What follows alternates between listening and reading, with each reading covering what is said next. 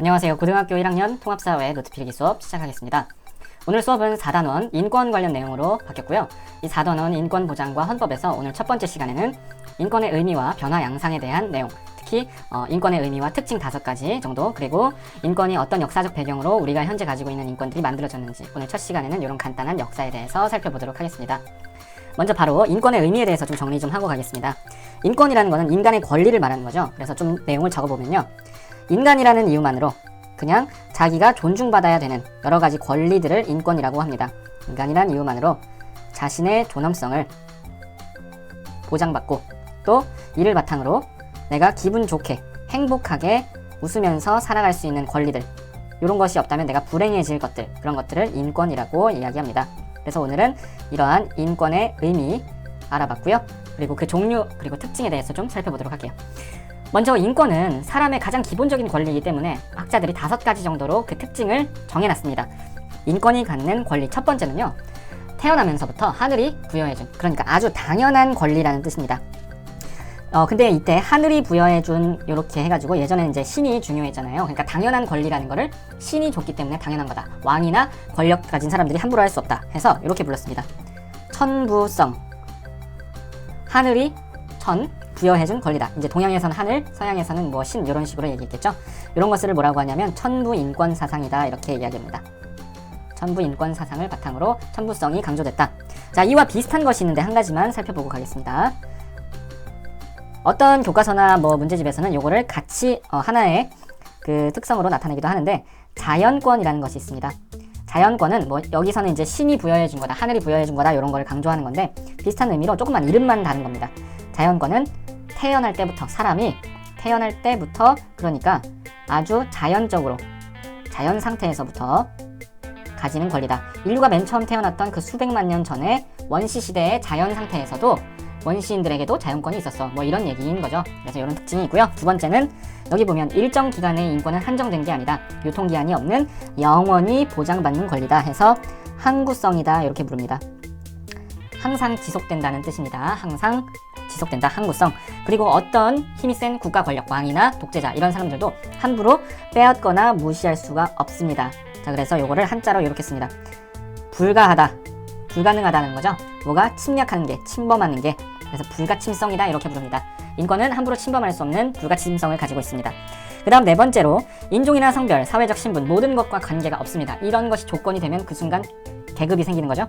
그래서 모든 사람이 누리는 권리다 해서 이것을 이렇게 부릅니다. 보편적이다 해서 보편성이 있다, 이렇게 부르고요.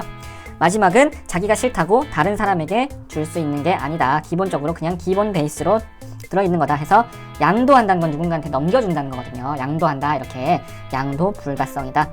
교과서나 교재에 따라서 이 5가지 자연권까지 6가지가 조금씩 다르게 내올 수는 있지만 이 전체적인 내용을 한번 특징 살펴봤습니다. 그럼 다음으로 바로 인권이 어떤 역사적 배경으로 현재의 인권이 되었는지 이 역사를 간단하게 살펴보겠습니다. 우리가 예전에 중세시대나 고대시대를 생각해보면 노예가 있었고 평민이 있었고 뭐 왕이 있고 황제가 있고 이런 계급이 있었잖아요. 우리가 인권 확장의 역사를 근대와 시민혁명기, 산업혁명 이후, 그리고 비교적 가까운 현재로 나누는데, 가장 예전에 근대 이전의 모든 시대에는 신분제도가 있었습니다. 그래서 신분에 따라 이렇게 누릴 수 있는 권리가 제한됐습니다. 자, 요거는 과거 중세 고 시절에 그 프랑스 혁명이 일어나기 전에 계급 구조를 보면요, 3개의 신분이 있었습니다. 3신분 평민, 2신분은 귀족들, 그리고 1신분은 성직자였고요. 왕은 심지어 이 신분제도에도 포함되지 않는 엄청난 권력자였어요. 자, 이렇게 신분에 따라서 이렇게 3가지와 왕이 있었는데, 이 귀족 위에 있는 이 사람들은 전부 지배계급으로 특권을 누리던 사람이었고, 아래에 있는 평민들은 피지배계급이라고 해서 이 사람들에게 봉사하는, 그러니까 착취당하는 힘든 삶을 살아가는 인권이 없는 사람들이었습니다. 대다수의 사람이 왕과 소수의 귀족, 성직자에게 부당한 억압과 차별을 받으면서 지내던 시기였다는 겁니다. 그런데 이것들이 이제 깨지게 되죠. 자, 원래 인간은 자연적으로 원시 시절부터 인권을 가지고 있었어요. 그리고 하늘이 부여해준 권리라는 겁니다. 근데 중세 사람들은 공부를 안 하고 일하기가 너무 힘들고, 공부를 안 한 게 아니라 못한 거죠. 그래서 이런 걸 몰랐는데 시민혁명기가 되면서 똑똑한 사람들이 등장합니다. 여러 철학자들이 그러면서 사람들한테 일깨워쳐 주는 거예요. 야, 왕을 신이 시켜줬다는 왕권 신수설, 이거 거짓말이야. 말도 안 돼. 똑같은 사람이야. 우리랑 똑같은 사람인데 왜 자기네만 저렇게 위에 있어? 우리 모두의 인권은 신이 주신 거야. 우리 아까 배웠죠? 천부 인권 사상이 여러 똑똑한 철학자들을 통해서 일반 사람들, 농민들한테 퍼지게 됩니다. 그러면서 이때까지 억압받던 평민들이 야, 그럼 우리는 왜 이렇게 힘들게 사는 거야? 이제 이렇게 못 살겠다라고 하면서 이제 이걸 뒤엎어버린 거죠. 이 신분제도를. 그러면서 각 여러 나라에서 여러 가지 시민혁명들이 발생합니다. 시민들이 이 왕과 계급을 뒤엎고 뭔가를 바꿨다고 해서 시민혁명이라고 부르고요. 이때부터 억압됐던 권리, 자유권, 내 맘대로 생활할 수 있는 권리, 결혼하고 이사하고 내 돈을 가지고 할 수 있는 권리, 그 다음에 모든 사람은 똑같다, 평등권, 그리고 우리 일반 평민들도 정치에 의견을 낼 수 있게 해달라, 참정권, 요런 것들이 요 시기 시민혁명기에 시민혁명 이후로 보장이 되게 되었습니다. 여러 가지 시민혁명들이 중요한 게 있어요. 그 중에서 가장 중요한 많이 나오는 세 가지만 이름과 그 혁명과 관련된 문서들을 한번 정리해 보도록 하겠습니다. 여러분이 이 연도를 외울 필요는 없는 게 지금 역사 시간이 아니잖아요. 그래서 굳이 이 연도는 외우지 않아도 되지만 시민혁명기에 이런 혁명들이 있었고 어떤 내용 중심으로 됐구나 하는 것만 이해해 주시면 되겠습니다. 먼저 영국에서는요, 명예혁명이라고 부르는 혁명이 있었고요. 자, 여기서의 포인트는 왕권을 제한했습니다. 왕을 아예 내려오는 게 아니라 죽여 없애는 게 아니라, 영국에선 그래서 현재도 여왕이 있잖아요. 그게 이때부터 시작된 겁니다. 왕이 없어지지 않았기 때문에. 그 대신에 의회가 중심이 돼서 총리 중심으로 일반 시민들이 참여해서 이렇게 군주가 맘대로 못하는 정치, 입헌군주제를 시작했습니다. 자, 요런 영국 명예혁명의 요런 내용들을 약속하면 문서로 만들어야겠죠. 언제 또 왕이 자기 맘대로 할 줄 모르니까. 그래서 그 다음 해인 1689년에 권리장전이라는 이 영국 명예혁명 결과로 만들어진 문서가 만들어졌습니다. 의회의 허락 없이 왕 맘대로 돈 못 걷어가, 뭐 이런 것들을 규정해놨다고 하네요. 자, 아무튼 요거에 관련된 내용이고요. 빠르게 넘어가겠습니다. 다음은 1775년에 미국에서 영국의 독립을 위해 일으킨 독립혁명이 일어났습니다. 영국이 미국을 너무 괴롭히면서 차별하고 이렇게 돈 뺏어가고 이런 게 많아가지고 독립혁명을 이루었는데요. 최초로 1776년에 행복추구권을 명시된 버지니아라는 곳에서 만들어진 버지니아 권리장전이라는 문서가 또 이 독립혁명의 결과 만들어졌고요. 그 다음에 시민의 자유와 권리를 보장한 미국 독립선언, 이런 문서가 만들어졌습니다. 그래서 여러분은 이 혁명과 문서를 연결시키면 될 것 같아요. 그 다음 세 번째는 프랑스 혁명입니다. 프랑스 혁명은 정말 유명하죠. 프랑스 혁명은 이런 신분제로 나누어진 봉건 제도를 타파하고 없애버리고 모두가 자유와 평등을 중심으로 한 인간의 권리를 선언했다는 점에서 되게 유명한 거죠. 프랑스 혁명의 결과, 프랑스 인권선언문 이렇게 부르기도 하는데, 인간과 시민의 권리선언이라는 정확한 이름의 이 문서의 이름을 기억해 주시기 바랍니다. 시민에게 재산권이 있고, 그 다음에 사상의 자유가 있고, 그 다음에 신체의 자유가 있다. 이거 함부로 국가가 못 뺏는다 라고 했던 요런 계급제도를 없애버린, 요런 계급제도가 있는 걸 봉건제도라고 하니까 그런 프랑스 혁명 기억해 주시기 바랍니다. 자, 그런데 아쉬운 게 있었어요. 이렇게 시민혁명기에 똑똑한 사람들에 의해서 천부 인권 사상이 퍼지고 시민혁명으로 자유, 평등, 참정권이 보장되긴 했지만 그 대상이 모든 사람들이 아니었습니다. 자, 여기에 이때 시민이라는 것은 좀 정리를 좀 해보겠습니다. 이때 시민은 재산이 있는 교육받은 성인 남자들만 여기에 해당이 됐습니다. 그러니까 여성들은 시민의 권리가 없었던 거죠. 그래서 이 시민혁명기 이후에 19세기 중반에서 20세기 초에 특히 이 시기 바로 이후에 다양한 시민의 자격을 갖지 못한 노동자, 여성, 흑인 이런 사람들이 우리에게도 너네가 가진 참정권을 달라, 우리도 선거할 수 있게 해줘, 너네는 왜 참정권 가지고 우리는 못 가지게 해, 여자들도 투표할 수 있게 해줘 라면서 여러 가지 참정권을 달라는 운동들이 확대됩니다. 그래서 이 시기에는 산업혁명 이후에 그쯤에 해서 참정권 확대 운동이라고 정리를 해보겠습니다. 노동자들의 영국에서 벌어졌던 영국 차티스트 운동, 그리고 여성들이 에밀리 데이비슨이라는 유명한 여성 투표를 위해서 활동하던 사람이 활동을 했는데 여성들의 참정권 운동, 자, 요런 여러 가지 참정권을 달라는 확대 운동들이 있었고요. 결국은 여성에게도 노동자들에게도 참정권이 부여되게 되었습니다. 또한 산업혁명 이후에 독일에서는 독일 바이마르 헌법이라는 것이 만들어졌는데요. 독일의 바이마르 공화국에서 만들어진 국가의 운영 원리를 담은 헌법이죠.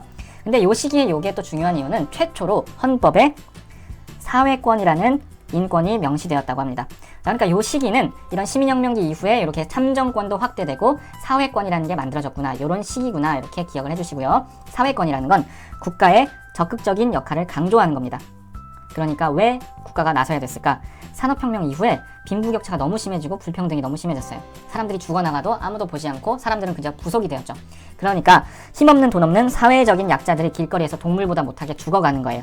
이런 사회적 약자라 인권이 있는데 왜 이걸 보장을 안 하냐, 이런 사람들의 인간다운 삶을 보장해줘라 라고 해서 국가가 적극적으로 나서서 사람들에게 인권을 부여해주는 사회권이라는 인권이 새로 등장하게 되었다 라고 이 시기를 정리해 주시면 되겠습니다. 자, 마지막 그리고 가장 비교적 최근에 2차 세계대전 이후에 와서는요, 어떤 또 인권의 모습이 나타나냐면 국제연합에서 유엔에서 한 가지 문서를 채택합니다. 그것은 바로 세계인권선언이라는 건데요. 계속 지금 이렇게 네모 뾰족 괄호로 한 건 문서의 이름을 말하는 겁니다. 이 세계인권선언은 이 인권이라는 것을 보장해야 되는데 어느 선까지 보장해줘야 되나, 이런 어려움이 있을 수가 있잖아요. 그래서 인권 보장을 국제적으로 조금 기준을 마련했으면 좋겠다. 그래서 만들어진 게 바로 세계인권선언입니다. 여러 국가들의 인권의 기준이 바로 여기에 따라서 만들어지게 되었고요. 모든 인권 보장의 국제적인 기준이 마련되는 한편, 또한 2차 세계대전 이후에는 전쟁이 있었잖아요. 엄청나게 많은 사람들이 피해를 봤습니다. 그러면서 야, 우리 이대로 가면 인류가 진짜 다 멸망할 수도 있을 것 같아. 전쟁 나서 전쟁 무기가 너무 세다 보니까. 그러면서 새로운 인권이 등장하기 시작했습니다. 그게 바로 연대권인데요. 이 새로 등장한 연대권은 이런 겁니다. 차별, 전쟁, 기아, 환경 파괴, 난민, 인류가 지구상에서 만들어 놓은 모든 위협이 결국 인류를 멸망시킬 수도 있어. 그래서 이러한 위협으로부터 우리가 지구촌 모두의 안전을 보장받기 위해서, 지구촌 모두의 인권 보장을 위해서 국제적으로 힘을 모으자라고 한 겁니다. 그래서 그 연대권이라는 게 이렇게 힘을 모아서 하나로 합치는 거잖아요. 이런 새로운 인권의 모습이 등장하기 시작했습니다. 그러니까 비교적 최근에는 좀 더 다양하게 폭넓은 사람들이, 모든 사람들이 인권을 보장받을 수 있도록 노력하는 그런 연대권이라는 인권이 등장했다. 자, 요거는 무슨 인권인지 사실 애매하잖아요. 근데 여러 국가가 이제 협력해야 된다라는 그런 뜻으로 인권의 종류를 받아들이시면 될 것 같아요. 자, 인권 확장의 역사 좀 정리 좀 해보겠습니다. 근데 이전에는 차별이 있었죠. 부당한 억압과 차별을 받다가 이런 여러 가지 국가에서의 다양한 시민혁명들, 그런 시민혁명들의 배경이 되었던 건 똑똑한 철학자들의 천부인권 사상이라는 가르침, 계몽이라고 하죠. 그런 걸 통해서 사람들이 자유, 평등, 그리고 정치에 참여할 수 있는 참정권, 이런 것들을 얻게 되었는데요. 자, 요 시기에 얻게 된 요 세 가지 자유, 평등, 참정권을 통틀어서 우리가 가장 먼저 만들어진 인권의 종류다, 이렇게 해서 이렇게 부릅니다.